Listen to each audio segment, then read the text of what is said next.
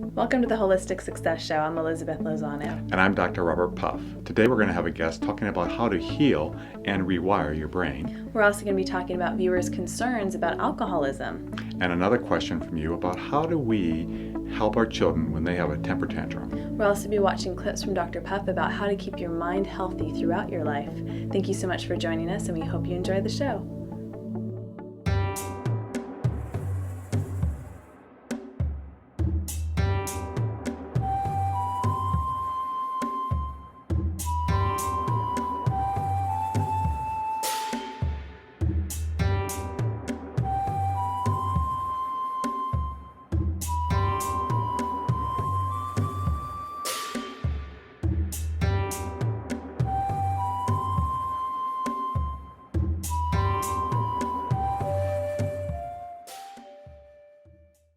Today I want to talk about the most important organ that we have, our brain. It is very important for our health, for our vitality, and we need to learn how to keep it healthy and keep it working well throughout our life, because it's really a financial crisis to most countries around the world right now, because when we get dementia, and dementia is a form of like cancer. Cancer is a broad name for any form of cancer. There's lots of different types of cancer. Dementia is a form of there's Alzheimer's, there's different types of dementia, but dementia is a broad name for it. It's where you start losing your mental capacity. And it really affects people all over the world. In Great Britain, they recently came out with a journal talking about it's probably their most expensive healthcare problem right now, because it's just so expensive to treat people that have dementia, because it's just very costly. And it's also very painful emotionally for family members that have to deal with it. My mother and my grandmother both died of it. I mean, they had it for several years, and it really affected their life and the people around them. And so it's a very painful disease that can really affect lots and lots of people. So how can you keep your brain healthy throughout your life? And there really are things that you can do. The first thing that studies have shown is that exercise, cardiovascular exercise, is really healthy for your brain. So do things that get that heart of yours beating. Get it, going for walks, going to the pool, things that get your heart up and running. That's excellent for your brain. The next thing you can do is what I call mind games that you don't normally do.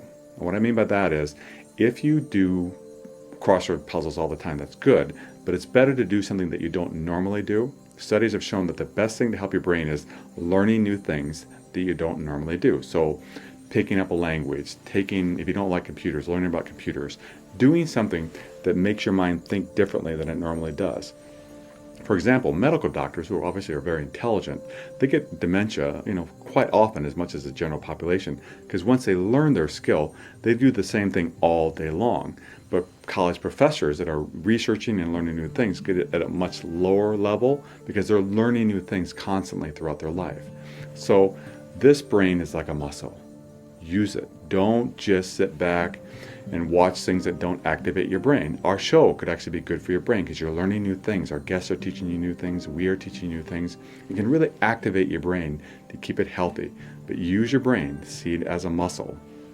Another thing that really helps is what you eat, because what you eat goes to your brain. And you probably can guess what some of those things are. Bright colored fruits and vegetables are really good for your brain. The healthy oils are good for your brain. Fish oil, salmon, many of us have heard that. Just foods that are good for you are good for your brain. A Mediterranean diet tends to be very good for your brain. So eat well, because it will take care of your brain and keep you healthy. And I think most importantly, what you need to do, and which is really healthy, is just being committed to keeping this thing healthy. Because if you don't take care of it, it will dissipate. And if you don't take time for your brain, it will get out of shape. Just like your body, if you don't take time to physically be fit, you'll get out of shape. If you don't take time to be mentally fit throughout your life, you will get out of shape. But if you take time for it, and I've known my teachers, 3 of my teachers lived to be 70, 80, and 90. They all were lucid to the day they died, because they all actively used their brain till the day they died. Use your brain, stay healthy, and stay fit. Peace. This week's first question comes to us from Rick C. in Miami, Florida. Lately, I've been drinking every night to unwind. It's gotten to the point where I have to drink in order to feel sane. Am I an alcoholic? Please help me. Well, Rick, I want to first commend you for even asking the question, because I think what happens with a lot of people when they struggle with any form of addiction, it's hard to admit that I'm struggling with something because there's often a lot of shame and guilt involved with that, which unfortunately keeps you from looking at what's happening inside of me. But you can't fix something until you first acknowledge what is happening. So let's start with, if we can, Rick, what's happening in your life right now? If you're needing every night to come home and have a drink to unwind, to relax, to feel better, ask yourself, why? What's happening in my life right now that I'm needing a drink for? Because drinking really, when it becomes a problem, it's a problem when you need your drink to fix a problem. When you don't want to feel a problem, so your way to fix that problem is to drink. And that's really the key to know if you're struggling with something. If you need this because you have a problem and alcohol is helping you fix that problem. Unfortunately, alcohol is like any painkiller. You shoot a painkiller into a bad cut, it will not heal that cut. It will just take away the pain. And alcohol really works the same way.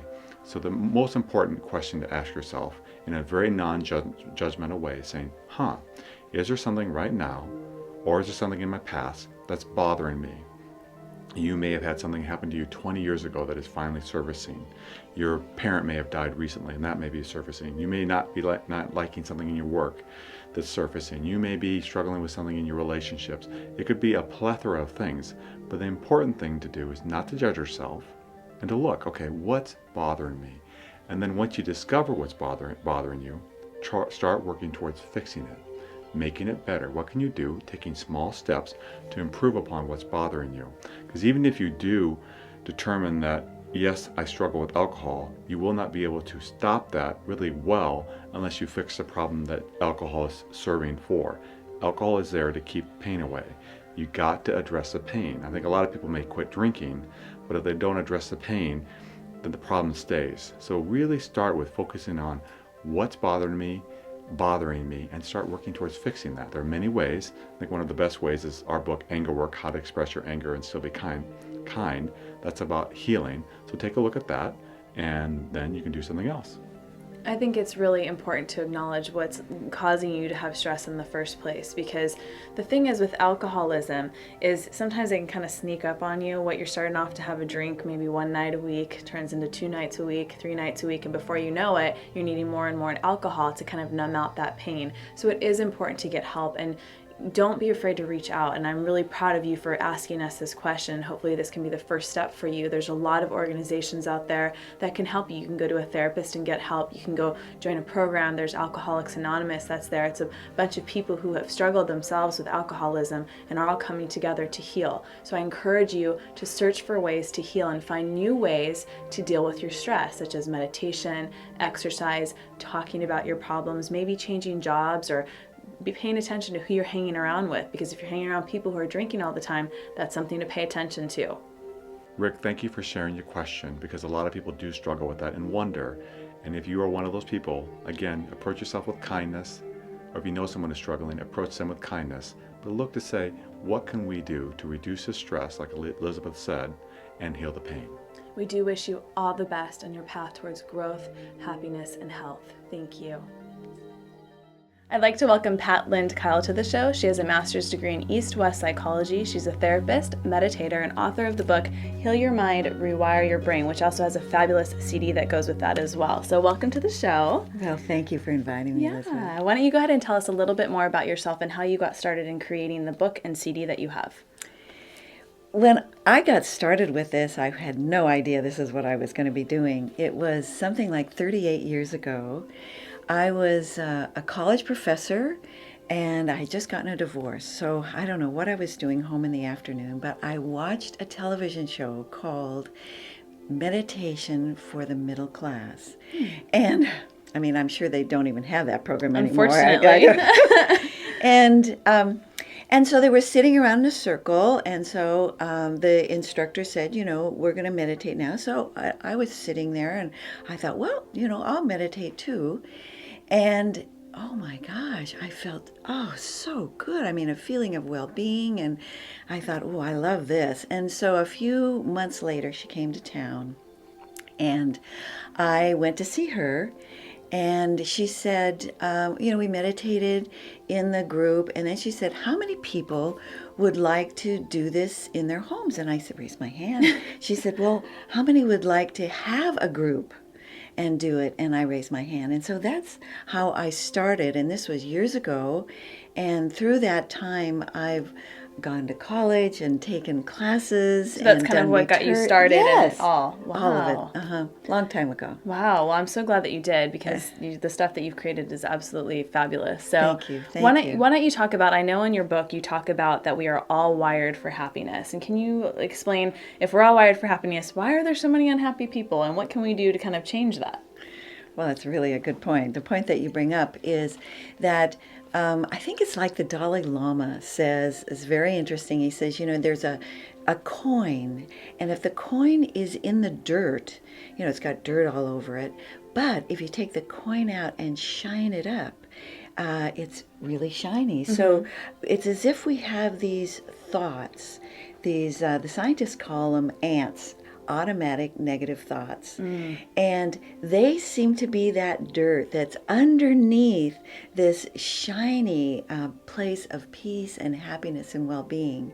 And these thoughts are as if they're automatic. They just pop through. You close your eyes for just a moment, and these thoughts will just start popping in. And maybe, I would say, like out of 5 thoughts, 4 of them are negative. Yeah, you're absolutely right. That's one of the things that we work so hard to try and teach our viewers to change, because those negative thoughts absolutely do affect us. They affect everything, the things that we expect for ourselves, the choices that we make, the people we surround ourselves with.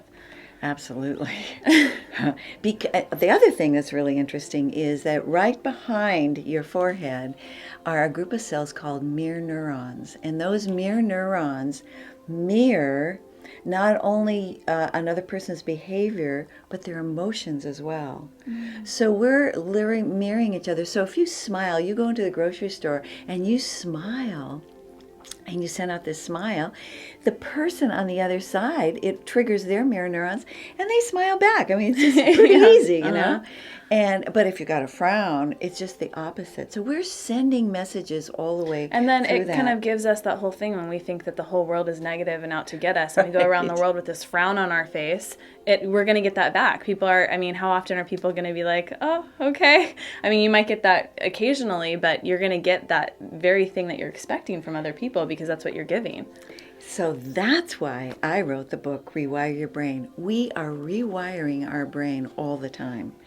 Now, we do it through experiences. The brain loves new experiences. It will rewire, meaning when it rewires the brain, it means that it's sending new neuronal pathways through our brain waves. Our little neurons are, we're actually growing nerve cells, but we're also actually growing those little fibers that connect to the next neuron. So we're sending out whole new pathways each time we do that. Now, it depends on what you're creating. And why I say that way is because you must really be conscious when you do something like that. Mm-hmm. Because a lot of times we're sending it, we have no idea what we're doing. And we send the messages or create a life that, wait a minute, that's not what I want. So just to be a little clear here, how exactly do we rewire our brain? I'm a little confused on that part. What exactly do we do for that? Well, let me start back to where I began to understand this. I took a very long retreat, a meditation retreat. Now we're calling it mind training because that's exactly what we're doing when we do that. I think that's an important thing for people to really hear that, because I think sometimes people hear meditation, and we really try to talk about that a lot in the show and talk about the importance of it. And it's from every aspect, mentally, physically, spiritually, kind of every sense of the word. But I think the mind training is really important because all the stuff that you're talking about. So I'll let you continue. Go ahead. The mind training, the neuroscientists say the mind is what the brain does. Wow. So that means that we need to go back to square one, the mind, and begin to train the mind, because the brain tells our body, our senses, everything what to do. It actually gives messages through the brain and to the body, but it's from the mind. So if you wake up in the morning, for example, and you say, well, gee, I got to get up and take a shower. I got to get to work. So that intention is from the mind. And then the brain says, oh, I better get my feet on the floor and get out of bed and go into the bathroom. And so you see, we're telling it all the time. We're giving messages through the mind what to do. So when I was on this long retreat, I realized people are not going to do what I've done to get to that place of where we talked about first, about that shiny coin. I call it home base, where your mind is at peace. You have a very wonderful sense of well-being. There's a happiness that just flows, no matter what's happening out in the world, it just flows through you. Well, I began to realize, how would I teach people to find home base? I mean, I felt like I found it. How would I teach others? And then it was quite interesting. Through a variety of circumstances, a brainwave machine fell into my lap, and I was able to put electrodes on my head. I was able to see my own brain waves. Wow. And I could see when I was frowning and when I was smiling. Wow, what that's exactly pretty powerful. happened? Yeah. Well, if people would like to find out more about you or get a hold of your CD, which I really do recommend because you have some really fabulous sounds on here that actually do affect your brain waves. Absolutely. Where can people get a hold of you? Do you have a website? Where can we Yes, I find do you? have a website. It's www.healrewireyourbrain.com. And if you would go on the website and subscribe to the website, you can download a free MP3, the first track of this CD. Which is fabulous. I really recommend that you do that. Thank you so much for being a guest on our thank show. you. Thank you. As this week's episode is so much about the brain, I want to talk about meditation and the brain. As you know, I love meditation, and Elizabeth and I are constantly teaching the importance of meditation. Well, the wonderful thing is that science has looked at meditation and the brain and seen if there are parallels. And what they found is, very recently they found, is that people who meditate, brains are pretty healthy. And let me describe the study that might help you understand it better. What they did is they took people that had been meditating for many years, 5 years or longer, and they said, what do these people's brains look like compared to people the same age that haven't been meditating?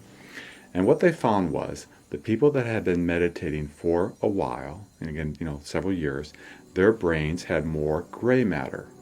And the gray matter obviously makes up a lot of what your brain is and how it functions well throughout your life. So what they're finding is, researchers are finding that people that meditate, particularly people that meditate for a long time, they have much more of their brain left. Their minds are staying very lucid, very clear, and very healthy. So meditation seems to clearly help keep our brains fit. Now, why that happens, science can't answer. But what I believe is that meditation allows to give your mind the rest that it needs. It's like lubricating and just taking really good care of your mind so that your mind stays healthy and fit throughout your life. I mentioned earlier in the episode how my teachers were really very mentally lucid throughout their life.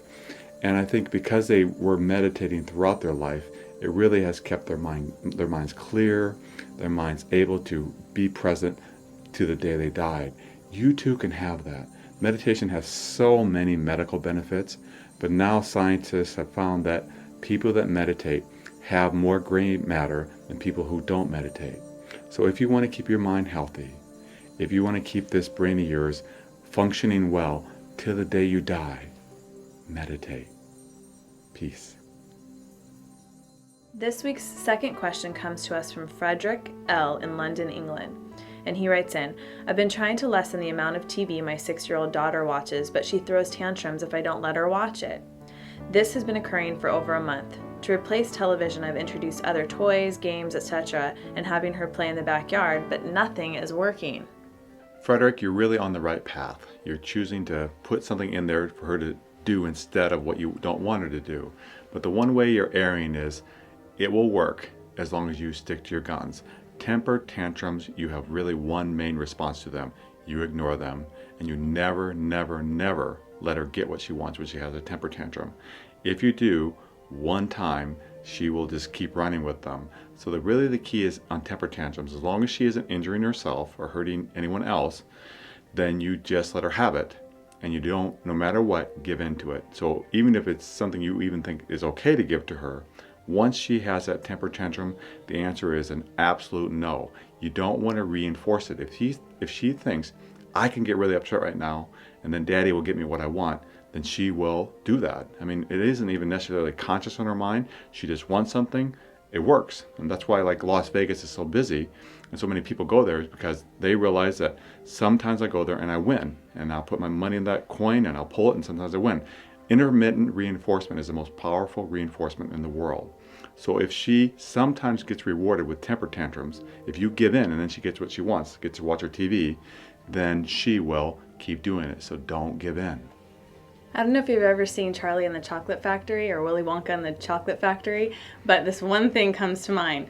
Daddy, I want to Oompa Loompa now! There's Veruca, right? She always wants things and she gets everything she wants because her dad is always running after her to give her everything that she wants. Not a pretty picture, okay? And I want you to know, I agree with Dr. Pep that what you're doing is a great thing trying to get a grapple on this. There's also something called extinction, okay? Extinction is extinguishing the problem. But before you get there, you're going to have an explosion, meaning that she's going to try and kick and scream and be as mad and loud as she possibly can because she knows in the past, if she got up to this altitude, she knew that that was the button that you would, okay, that's enough. You might be tired, you're tired of hearing her doing this, and she gets what she wants. So don't give in to her, okay? And if you have to get to the point where you have to remove the TV from the house, I know that sounds drastic, but if you have to do that for a little while, maybe a week or so, I bet you that will kind of get you back in the swing of things. Do that, okay? But don't give in to it, because otherwise you're going to have a Veruca on your hands, and nobody wants that. So hang in there, Frederick. We know you can do it. Thank you for your question, and no more Verucas. This week's quote is by Soren Kierkegaard. A road well begun is the battle half won. The important thing is to make a beginning and get underway. Those are such words of wisdom because it is so important to be proud of yourself when you take those first steps because those can often be the hardest. I wish you all the best. Thank you for joining us on another episode of the Holistic Success Show. If you didn't know, you can catch this show as well as the Meditation for Health podcast on iTunes. And if you have a company and would like to partner up with us in helping the world be a healthier place, we'd love to hear from you. Thank you so much for joining us, and we look forward to seeing you next week.